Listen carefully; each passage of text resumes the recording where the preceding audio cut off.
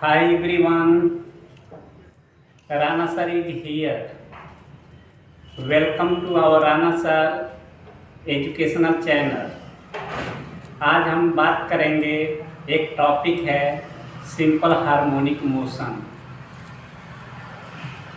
इस टॉपिक के नॉलेज को अपडेट और डेवलप करने के लिए इस वीडियो को शुरू से अंत तक ऑब्जर्व करें, देखें, ताकि आपका नॉलेज अपडेट हो सके। साथ ही साथ इस वीडियो को लाइक और सब्सक्राइब करें और ज़्यादा से ज़्यादा इस वीडियो को अपने कलीग्स के साथ, फ्रेंड्स के साथ, विद्यार्थियों के साथ शेयर करें, ताकि उनका भी नॉलेज अपडेट और डेवलप हो सके। आइए हम इस वीडियो को स्टार्ट करता हूँ पॉजिटिवली। ओके डियर्स, एक क्लास 11 फिजिक्स, जिसको हम भौतिक विज्ञान कहेंगे। इसमें कहा गया है एक तरंग का समीकरण, एक तरंग समीकरण दिया गया है, एक तरंग का समीकरण दिया गया है y = 3 sin पाई ब्रैकेट में x divided by 4.0 minus t divided by 0.0255 से प्रदर्शित है। मतलब यह समीकरण जो होता है, यह वेव का समीकरण है, इससे प्रदर्शित होता है, जहाँ y तथा x सेंटीमीटर में तथा t जो होता है सेकेंड में एज्यूम किया जाता है। इसमें ज्ञात कीजिए, पहला क्वेश्चन कहा गया है तरंग की चाल, वह तरंग किस चाल से मूव करेगा, उस तरंग का चाल को हमें कैलकुलेट करना है। इस तरंग का चाल क्या होगा, उस चाल को हमें कैलकुलेट करना है। क्वेश्चन नंबर 2, इसमें कहा गया है 2.0 सेंटीमीटर दूर, 2.0 सेंटीमीटर दूर स्थित कणों के मध्य कालांतर क्या होगा। हमें कालांतर को भी कैलकुलेट करना है और उस तरंग के वेग को भी कैलकुलेट करना है। इस क्वेश्चन में जो होता है दोनों मीटर पूछा गया है। ओके स्टूडेंट, इस पर आप कंसंट्रेट रहें, इसका सॉल्यूशन भी एक्सप्लेन करेंगे और इसके कंसेप्ट को भी एक्सप्लेन करेंगे। तो स्टेप 1 में हम लिखेंगे सॉल्यूशन। स्टेप 1 में सॉल्यूशन लिखेंगे, यहाँ पर लिखा गया है फल, तो यहाँ पर फल लिखेंगे। उसके बाद से यहाँ पर लिखेंगे कि दिया है, जो इंफॉर्मेशन दिया गया है उस इंफॉर्मेशन को यहाँ पर दिया गया है y = 3 sin pi, in the bracket लिखा गया है x divided by 4.0 minus t divided by 0.025। यह इक्वेशन आपको दिया गया है। उसके बाद से इस इक्वेशन दिया गया है, इस इक्वेशन को जो होता है स्टैंडर्ड फॉर्म में आप अरेंज करें। इसको हम लिख सकते हैं y = यहाँ पर जो होता है ट्रिग्नोमेट्रिकल फंक्शन साइन दिया गया है। यहाँ पर साइन जो होता है ऑड फंक्शन होता है। ऑड फंक्शन का मतलब ये होता है, सपोज कीजिए कि अगर हम साइन थीटा लिखे हैं, यहाँ पर साइन थीटा लिखेंगे हैं, तो साइन थीटा कौन सा फंक्शन है, ऑड फंक्शन है। साइन थीटा जो होता है ऑड फंक्शन है, और ऑड फंक्शन को हम लिख सकते हैं हिंदी में विषम फलन। ये विषम फलन है। इसका मतलब क्या, विषम का मतलब क्या हो गया कि अगर साइन की जगह पर, साइन थीटा की जगह पर अगर माइनस थीटा रखते हैं, तो इसका मीनिंग जो होता है ये माइनस जो होता है बाहर रहता है, यहाँ पर minus sine theta. Okay student, इस कंसेप्ट को आप माइंड में स्टोर करके रखना है। ओके स्टूडेंट, तो हमारा जो स्टैंडर्ड फंक्शन होता है y = a, स्टैंडर्ड फंक्शन जो होता है y = a ओमेगा या 2 पाई स्मॉल t बटे कैपिटल P माइनस x बटे लेमडा के फॉर्म में होता है। तो उस फॉर्म में इसको हमको अरेंज करना है। ओके स्टूडेंट, तो इस कंसेप्ट को आपको यूज करके रखना है। यहाँ पर हम इसको स्टोर करके रख रहे हैं कि अगर साइन माइनस थीटा होता है तो साइन जो होता है और फंक्शन होता है, इसलिए ये माइनस साइन थीटा होगा। ओके स्टूडेंट, तो इसको हम इरेज कर रहे हैं और दिए गए फंक्शन को जो होता है, इक्वेशन को, समीकरण को जो होता है, हम ये अरेंज करके लिखेंगे। तो इसको इस तरीके से लिख सकते हैं 3 साइन, यहाँ से हम माइनस जो होता है कॉमन ले लेंगे तो -5 लिख सकते हैं। यहाँ पर लिख सकते हैं t डिवाइडेड बाई 0.025 अब -x डिवाइडेड बाई 4.0। देखिए यहाँ पर माइनस साइन अगर हम यहाँ पर कॉमन ले रहे हैं, माइनस साइन यहाँ पर हम कॉमन लेंगे, माइनस साइन कॉमन लेंगे तो t जो होता है प्लस हो जाएगा, t प्लस हो जाएगा और x जो होता है माइनस हो जाएगा। अब देखिए ये माइनस साइन जो होता है, हम इस कंसेप्ट को यूज करेंगे, साइन का जो एंगल है माइनस थीटा है, तो ये माइनस जो होता है बाहर हो जाएगा, उसके बाद से साइन थीटा हम यहाँ लिखते हैं। उस तरीके से यहाँ पे यूज कर सकते हैं, लिख सकते हैं ये -3 साइन और यहाँ लिखेंगे पाई और ब्रैकेट में हो जाएगा t divided by 0.025 minus x divided by 4.0, इतना हम लिख सकते हैं। अब एक अरेंजमेंट और करना है, यहाँ पर जो होता है 2 पाई होता है, तो 2 पाई होता है तो यहाँ से 2 से गुणा करेंगे, 2 से डिवाइड करेंगे, 2 को यहीं पर रखेंगे, आइए 2 को इधर मल्टीप्लाई करके हम लिख सकते हैं। ओके स्टूडेंट, तो ऊपर वाला जो भी टर्म है, इस टर्म को जो होता है हम इरेज करके और नीचे का जो कैलकुलेशन है वहाँ पर फर्दर हम राइट करेंगे। तो y इज इक्वल टू, यहाँ माइनस है, -3 लिखेंगे और यहाँ पर साइन 2 पाई बटे 2 और ब्रैकेट में लिखेंगे t divided by 0.025 minus x divided by 4.0, इतना हम लिखेंगे। ओके स्टूडेंट, इतने लिखने के बाद से जो होता है हम इस 2 को जो होता है अंदर मल्टीप्लाई करेंगे, 1/2 को अंदर मल्टीप्लाई करेंगे या 2 को जो होता है डिनोमिनेटर में जो होता है हम मल्टीप्लाई करके लिख सकते हैं। इस तरीके से इसको लिखेंगे -3 साइन 2 पाई, यहाँ ब्रैकेट में t के साथ जो होता है 2 गुणे 0.025 लिख सकते हैं, माइनस x डिवाइडेड बटे 2 इंटू 4.0 लिखेंगे। ओके, इसके बाद और सिंप्लीफाई करेंगे तो यहाँ लिखेंगे 3 साइन 2 पाई ब्रैकेट में 3 डिवाइडेड है, इसको मल्टीप्लाई करके सेपरेटली देख लीजिए कितना आ रहा है, उसका वैल्यू वहाँ पर आप लिख सकते हैं। 5 इतना, तो इसके जगह हम लिख सकते हैं 0.050 माइनस x डिवाइडेड बाई 4 गुना 8.0, आप इतना लिख सकते हैं। ओके स्टूडेंट, तो अब हम क्या करेंगे, इसको इरेज करके इसको हम स्टैंडर्ड इक्वेशन मानेंगे। ओके स्टूडेंट, ताकि हम इसका फर्दर कैलकुलेशन जो होता है कर सकें। तो यहाँ पर लिखेंगे y इज इक्वल टू कितना आया, -3 साइन 2 पाई अब ब्रैकेट में t divided by 0.050 minus x divided by 8 divided by 8.0, इस तरीके से इसको कहेंगे this is the equation number 2, this is the equation number 2। इसलिए इसको इरेज करेंगे और प्रोग्रामिंग तरंग का समीकरण क्या होता है, जनरल प्रोग्रामिंग तरंग का समीकरण y इक्वल टू होता है y इक्वल टू a होता है साइन 2 पाई ब्रैकेट में स्मॉल t बटे कैपिटल T माइनस x बटे लेंथा, this is the equation number 2। और इसको जो होता है हम प्रोग्रामिंग तरंग के समीकरण का इक्वेशन करते हैं।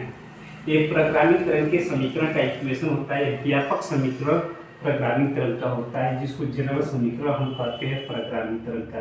अब ये समीकरण को इस समीकरण के फॉर्म में इस समीकरण को हमने अरेंज कर लिया। अब हम कहेंगे समीकरण 1 और समीकरण 2 के करस्पॉन्डिंग पैरामीटर को तुलना करने को। करस्पॉन्डिंग पैरामीटर का मतलब होता है यहाँ पर हमारा वेरिएबल टी है, यहाँ पर जो होता है टी के साथ होता है, यहाँ पर कैपिटल टी दिया गया, आवर्त काल दिया गया, तो कैपिटल टी की जगह पर यह वैल्यू रखा गया है, कैपिटल टी की जगह पर यह वैल्यू रखा गया है, लेमडा की जगह पर यह वैल्यू रखा गया है, तो हम कंपेयर करके उसका वैल्यू निकाल सकते हैं। ए की जगह पर यहाँ पर -3a, एक होता है आयाम होता है जिसको इंग्लिश में एम्पलीट्यूड करते हैं, टी को टाइम क्रिएट करते हैं, लेमडा को जो होता है वेवलेंथ करते हैं। ओके स्टूडेंट, तो हम लिखेंगे समीकरण 1 को समीकरण 2 से तुलना करने पर, समीकरण 1 को समीकरण 2 से तुलना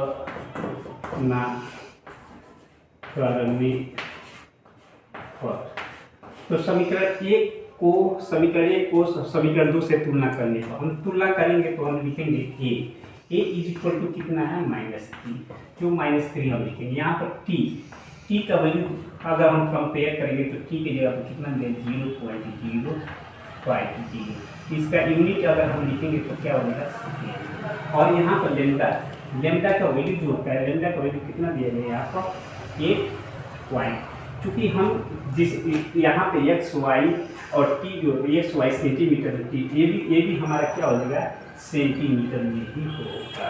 ओके स्टूडेंट, तो मैंने कैलकुलेट कर दिया। अब करंट की चाल कैलकुलेट करना है, तो करंट की चाल हम जानते हैं v बराबर एल लैम्डा होता है। ओके स्टूडेंट, तो इसको कंपेयर कर लिए। अब इस डेटा को हम इरेज करेंगे, इरेज करने के बाद से हमें करंट की चाल कैलकुलेट करेंगे और उसमें जो होता है कलांतर होता है, उस कलांतर के वैल्यू को भी कैलकुलेट करेंगे।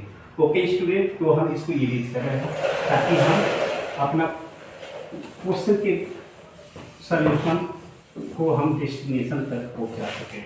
ओके स्टूडेंट, तो हम यहाँ लिखेंगे हम जानते हैं, हम जानते हैं वो चीज़ को लिखेंगे। हम जानते हैं क्या, v बराबर एन लेमडा, v बराबर एन लेमडा। तो हमको लेमडा का मान मालूम है, एन का मान कैलकुलेट करना है, तो हम जानते हैं, ये भी जानते हैं कि एन बराबर होता है 1/T। एन को आवृत्ति करते हैं, जिसको इंग्लिश में फ्रीक्वेंसी के नाम से जानते हैं, टी को जो टाइम क्रिएट करते हैं, इसलिए हमको टी का मान दिया गया, तो एन का मान निकालेंगे 1/T। टी का वैल्यू जो होता है हमारा दिया गया कितना 0.050, मतलब इसको लिख सकते हैं 1/0.05। इसका मतलब एक दशमलव को हटाने के लिए 100 से गुणा करेंगे, 100 से भाग देंगे, ऊपर हो जाएगा 100 और नीचे हो जाएगा 5, तो 5 के करना 5 और 5 में 10, ये 20 हो गया। इसका मतलब एन का वैल्यू जो होगा हमारा 20 हर्ट्ज आ गया, एन का वैल्यू जो होता है हमारा 20 हर्ट्ज आ गया। तो ओके स्टूडेंट, तो एन का वैल्यू 20 हर्ट्ज आ गया, लेमडा का वैल्यू दिया गया, तो यहाँ पे एन का वैल्यू जो होता है हम 20 रखेंगे और लेमडा का मान जो होता है 8 हो गया, तो इसको लिखेंगे 8 गुना 16, 160 मीटर प्रति सेकेंड। तो यहाँ पर v का वैल्यू जो हमने कैलकुलेट किया, तो v का वैल्यू है, चूँकि सेंटीमीटर में, तो इसको लिखेंगे सेंटीमीटर पर सेकेंड, ये सेंटीमीटर प्रति सेकेंड। इस तरीके से v का वैल्यू हमने कैलकुलेट किया। This is one answer of the given question, दिए गए क्वेश्चन का यह एक आंसर हो गया। ओके स्टूडेंट, तो इसको आप इजीली नोट कर सकते हैं। नोट करने के बाद से हम इसको इरेज करेंगे, और इरेज करने के बाद से जो सेकेंड क्वेश्चन कहा गया कि 2 सेंटीमीटर दूर स्थित कणों के बीच जो के मध्य जो है कलांतर होता है, उसको हमें कैलकुलेट करना है। ओके स्टूडेंट, तो एक आंसर यह हो गया। दूसरे आंसर को कैलकुलेट करने के लिए हम कर सकते हैं, इसको हम इसकी वैल्यू को यहाँ पर सेट कर ले रहे हैं। यहाँ पर से v का वैल्यू जो था हमने सेट करेंगे 160 सेंटीमीटर पर सेकेंड। तो इसको हम इरेज करके और जो वैल्यू है सेकेंड का उसको हम इवेल्युएट करेंगे। तो यहाँ पर इसके वैल्यू को सेट किया, तो यह हमारा पहले क्वेश्चन का आंसर है। This is the answer of first question. तो अब सेकेंड क्वेश्चन कहा गया कि कितने सेंटीमीटर दूर स्थित कणों के मध्य कलांतर क्या करना है। इसका मतलब डेल्टा एक्स का वैल्यू दिया गया है, डेल्टा एक्स का वैल्यू दिया गया 2.0 सेंटीमीटर। डेल्टा एक्स जो होता है 2.0 सेंटीमीटर दिया गया था, ये जो होता है 0.2 सेंटीमीटर दिया गया है। तो ये 0.2 सेंटीमीटर इस ये डेल्टा एक्स क्या है, पथांतर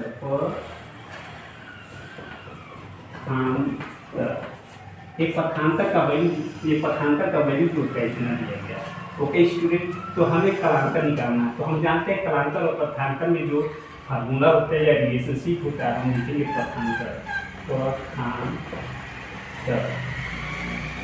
पथांतर को डेल्टा एक्स से लिखते हैं, डेल्टा एक्स पथांतर डेल्टा एक्स इक्वल टू होता है लैम्डा बटे 2 पाई इनटू कलांतर। कलांतर को हम डेल्टा फाई से रिप्रेजेंट करते हैं, फाई से हम उसका प्रदर्शित करते हैं। ओके स्टूडेंट, तो हमें फाई का वैल्यू कैलकुलेट करना है, तो लैम्डा का वैल्यू हमें चाहिए। लैम्डा का वैल्यू ऑलरेडी होता है 8 दिया गया है। उसके बाद से हम इसको सिंप्लीफाई करेंगे, सिंप्लीफाई करके हम निकालेंगे। यहाँ पर लैम्डा का वैल्यू होता है, यहाँ पर लिख सकते हैं 8 सेंटीमीटर है। लैम्डा का वैल्यू होता है 8 सेंटीमीटर है। ओके स्टूडेंट, इसको इरेज करना है। इरेज करने के बाद इसका वैल्यू हम निकालेंगे। पथांतर का वैल्यू दिया गया है 2 सेंटीमीटर 0.2, और लैम्डा का वैल्यू जो होता है, लैम्डा को ऐसे लिखेंगे डिवाइड बाई 2 पाई इंटू कलांतर की जगह पर डेल्टा फाई हम लिख सकते हैं। ओके स्टूडेंट, तो ऊपर वाले को डेटा को हम इरेज करेंगे, ऊपर वाला जो डेटा है उसको इरेज करेंगे। इरेज करने के बाद से हम डेल्टा फाई का वैल्यू निकालेंगे। हम डेल्टा फाई इसका वैल्यू भी सब्स्टिट्यूट करें। ये 2 सेंटीमीटर है इज इक्वल टू लैम्डा का मान जो है 8 सेंटीमीटर दिया गया, 1 सेंटीमीटर दिया गया डिवाइडेड बाई 2 पाई है, और इंटू जो होता है डेल्टा फाई है। डेल्टा फाई के वैल्यू को हमको इवेल्युएट करना है, तो हम delta phi is equal to लिख सकते हैं। Delta phi is equal to, अगर इसका मल्टीप्लाई इसके साथ 2 इंटू 2 पाई डिवाइडेड बाई 8 करेंगे। तो 2 से काटेंगे 4 हो गया, फिर से 2 एक 2, अब 2 दूना 4। इस तरीके से डेल्टा फाई हम निकालते हैं। तो डेल्टा फाई कितना मिला, पाई बाई 2। ये फिर डेल्टा फाई जो होता है ये रेडियन में जो होता है, ये दिया गया आंसर ए आ रहा है रेडियन, इस आंसर रेडियन, ये रेडियन में आया।